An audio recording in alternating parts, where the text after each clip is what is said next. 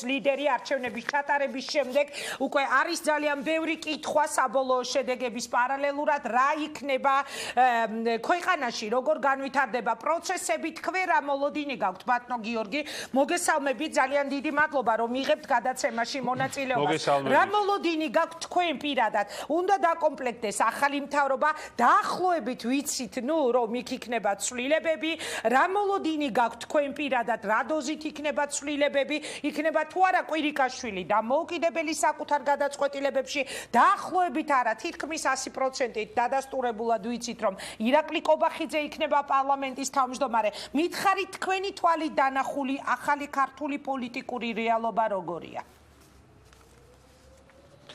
პირველ რიგში რაც შეეხება მთავრობას მნიშვნელოვანი ცვლილებები როგორც ჩანს მთავრობაში არ იქნება როგორც თვითონ კვირიკაშვილი ამბობს შესაბამისად მე ერთ რამეში ვეთანხმები მას მისი განცხადება იყო რომ სისწრაფე ტემპი ჭირდება საქმეს მაგრამ ვინ შეძლებს ამ ტემპის დაჩქარებას და ვინ შეძლებს სწრაფი რეფორმების თუ ცვლილებების განხორციელებას რომელიც ქვეყანას მოუტანს ეკონომიკურ წინსვლას და სწრაფ ეკონომიკურ განვითარებას მე არ ვიცი ანუ ვიზე აქვთ განსაკუთრებული გათვლა ამ შემთხვევაში ვფიქრობ რომ ეს ძალიან პრობლემური იქნება მომავალშიც ქვეყნისთვის იმიტომ რომ საქართველოს ჭირდება რეფორმების ახალი ტალღა სრულიად ინოვაციური და ახლებური მიდგომები ცვლილებებთან დაკავშირებით და ჩვენ უბრალოდ დინებას არ უნდა მივყვებოდეთ. თუ დინებას მივყვებით, სულ გვექნება 2-3% ზრდა, ისევე როგორც სექტემბერში ითქვა, რომ 1.5%-ია ეკონომიკურის და თუ ჩვენ რადიკალურ სიახლეებს, ანუ ინოვაციურ სიახლეებს შევიტანთ ქვეყნის განვითარებაში, ასეთ შემთხვევაში ისევე როგორც მაგალითად ირლანდია შეიძლება გქონდეს 12, 15, 26%-იანი ზრდა ქონდა ირლანდიას მიუხედავად იმისა, რომ ევროკავშირის წევრი ქვეყანაა, მით უმეტეს ეს შესაძლებელია განვითარებად ქვეყნებში. დამოკიდებული ყველაფერი არის სწორედ ამაზე. მთავრობა ამისთვის ირჩევს, ამისთვის აკომპლექტებს ზოგადად მთავრობას ხალხი პარლამენტის მეშვეობით, რომ თავის თავზე იგრძნოს, საკუთარ ჯიბეზე იგრძნოს, საკუთარ შემოსავალზე იგრძნოს, დასაქმების კუთხით იქნება ეს თუ სხვა მიმართულებით. აი ეს არის მთავარი.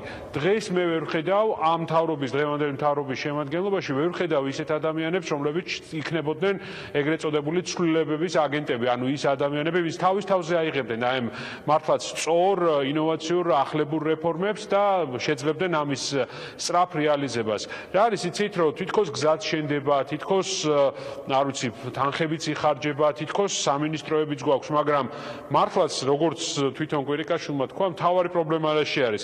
ტემპი ხო, რაღაცა თითქოს იმდენად ნელა მიდის ეს ყველაფერი, რომ არსად არ გვეჩქარება, არა და გვეჩქარება, იმიტომ რომ ძალიან უჭირს ხალხს და ძალიან უჭირს საზოგადოებას. ბატონო გიორგი, თქვენ როგორ ვფიქრობთ, დღეს არის სიტუაცია, რომელი სამინისტროების პირველი პირები არიან შესაძლებელი? აი თქვენ რა რეკომენდაცია გექნებოდათ პრემიერ-მინისტრთან მაგალითად, რას ეთყოდით მას თქვენ რომ იყო ჩარეული ამ გადაწყვეტილებებში?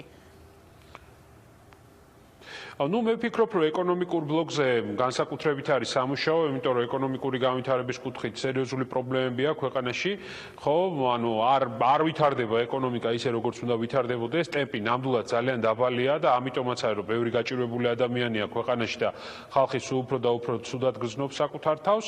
ასევე ვფიქრობ, რომ სამართლებრივი ბლოკის მიმართულებით ძალიან მნიშვნელოვანი იქნებოდა ცვლილებები, იმიტომ რომ სასამართლო რეფორმები, რომელსაც იუსტიციის სამინისტრო ხელმძღვანელობდა გარკვეულ ჩავარდა და პირიქით გაუარესებული მდგომარეობა გვაქვს სასამართლოში და ეკონომიკური განვითარებისთვის თავისუფალ სასამართლოს აქვს ძალიან დიდი მნიშვნელობა და სულ უფრო მეტი არის იმასთან დაკავშირებით ეჭვები, რომ პირიქით სერიოზული კორუფციული სქემები არსებობს უკვე სასამართლოში, განსაკუთრებით სამოქალაქო მიმართულებით, ასე ვთქვათ, და ამაზე ძალიან სერიოზული სკანდალებია უკვე ბოლო პერიოდში და ვფიქრობ, რომ ამას კონკრეტული რეაგირება ჭირდება, ასევე ანტიკორუფციული მიმართულებით ძალიან მნიშვნელოვანი იქნებოდა რომ გაამახვილოს ყურადღება მთავრობამ, იმიტომ რომ რა ვიცი ბოლო პერიოდში ჩვენ არ გვახსოვს არც ერთი კორუფციული სქემა, რომელიც გახსნა მთავრობამ არა და ყურს ყოველთვის ჭრის ხოლმე ხან ტენდერების საქმე, ხან ერთპირთა მოლაპარაკებები, ხან მილიონები, რომლებიც ერთი და იგივე კომპანიებს ერიცხება ხო და ამ ყველაფერს ჭირდება რეაგირება.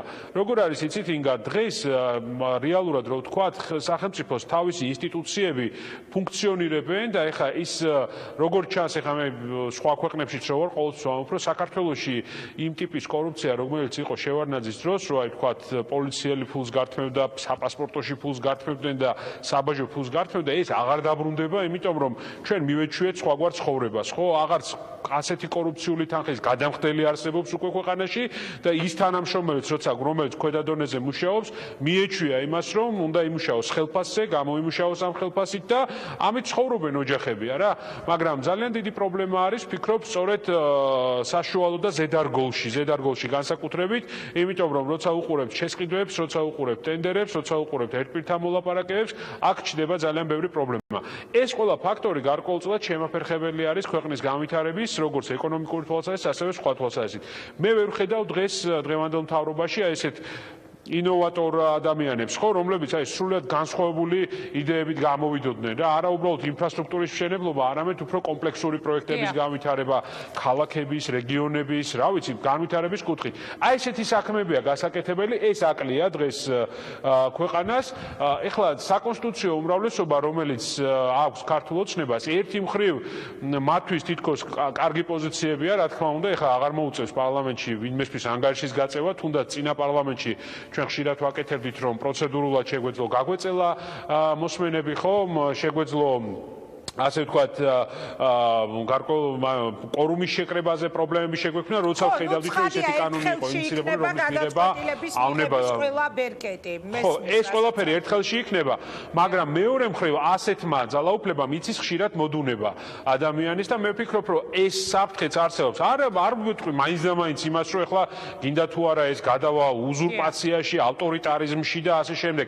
ამის საფრთხეც არსებობს, ამაზეც ძალიან ბევრი საუბრობს, მაგრამ ძალიან მარტივ რაღაცას ვამბობ, როცა შენ სრული ძალაუფლება გაქვს, უკვე მოდუნებული ხარ უფრო და აღარ ფიქრობ რაღაცა ახლის შექმნაზე. ხო, შეიძლება ეხლა მთავრობის წევრებმა ოპოზიციამ არ უნდა მისცეს მას ამისი საშუალება და ეს არის პირველ რიგში ოპოზიციის ვალდებულება და ჩემი შემდეგი კითხვა უკავშირდება სწორედ ამას. ერთია ის შემადგენლობა, რაც დაჯდება პარლამენტში, ანუ 27 მანდატით ოპოზიცია, ნაციონალური მოძრაობა, 6 პატრიოტები, რომლებიც უფრო ოცნების პარტნიორები იქნებიან ყველანაირი ლოგიკით. მე მაინტერესებს თქვენ რა მოლოდინი გაქვთ პარლამენტს გარეთ დარჩენილ ოპოზიციასთან დაკავშირებით. პარლამენტის თავმჯდომარე გამოვიდა გუშინ და ამ სტუდიიდან გააკეთა განცხადება პირველად, რომ იგი ახალი ოპოზიციური გაერთიანების შექმნაზე ფიქრობს. მაინტერესებს თქვენ რას ფიქრობთ უსუფაშვილის ამ შანსებზე და ხედავთ თუ არა თქვენს თავს, განიხილავთ თუ არა თქვენს თავს პარლამენტის თავმჯდომარის პოტენციურ პარტნიორად.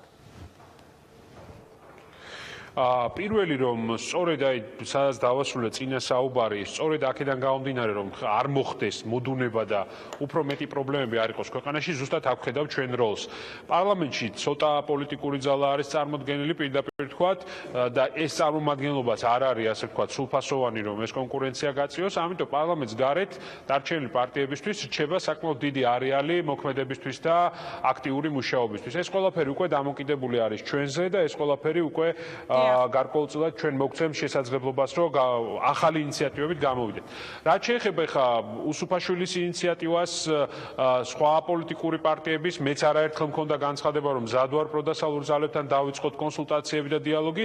მე ვფიქრობ, რომ მე მზაობა ნამდვილად მაგ ამასთან დაკავშირებით, ნებისმიერ პროდასალურ ძალასთან, ვფიქრობ, რომ მნიშვნელოვანია ალბათ, რომ რა ტიპის პოლიტიკური ორგანიზაციას ჩამოაყალიბებს თვითონ დავით უსუფაშვილი, ვის შემოიკრებს გარშემო, შემდეგ უკვე სხვა პოლიტიკურ ძალებში, მათ შორის თქვენთან იყო თავისუფალი დემოკრატების წარმომადგენელი, რა მდგომარეობა იქნება სხვადასხვა პოლიტიკურ ძალებში და პარალელურად უნდა დავიწყოთ, რა თქმა უნდა, ფიქრი და მუშაობა იმ საერთო მექანიზმების შექმნაზე, როგორც შეგვიძლია ერთობლივი ძალებით გავაძლიეროთ ერთმანეთი, გავაძლიეროთ დასავლური ფლანგი და ვითამაშოთ შემოყალიბებელი როლი ამ საკონსტიტუციო უმრავლესობისთვის. მის ამ სურვილში შექმნას ახალი ოპოზიციური გაერთიანება შეიძლება ვეძებოთ, ან შეიძლება დავინახოთ ივანიშვილის კვალი?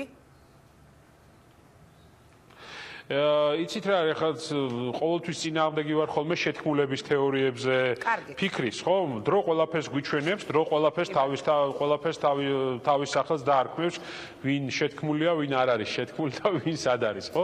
ზოგადად პოლიტიკური პროცესი ნამდვილად ესე მიდის, რომ ქართულ ოცნებას მიეცა შესაძლებლობა, რომ მოასუფთავოს, ასე ვთქვათ, ოპოზიციური ველი, ნამდვილად არის ესე და ეს საკმაოდ დიდი პრობლემაა ზოგადად ქვეყნის განვითარებისთვის. ამიტომ ჩვენს აქტიურობას აქვს ძალიან დიდი მნიშვნელობა. მადლობა გიორგი, წარმატება მინდა გისურვოთ, კიდევ ერთხელ ვიტყვი წეღარაც თქვი იგივეს გავიმეორებ იმისთვის რომ არ მოდუნდეს ხელისუფლება, თავარი მაკონტროლებელი იქნება ოპოზიცია. ვნახოთ როგორ შეინარჩუნებს სახეს პარლამენტს გარეთ დარჩენილი ოპოზიცია. მე წარმატებას გისურვებთ გიორგი ვაშაძე, ახალი საქართველოს ლიდერი საუბრობდა პირდაპირ ეთერში, რეკლამის შემდეგ უკვე ზურაბ ჯაფარიძე, გიორგი ახვლედიანი განიხილავენ თუ არა ისინი საკუთარ თავს დავით უსუფაშვილის სამომავლო პარტნიორად.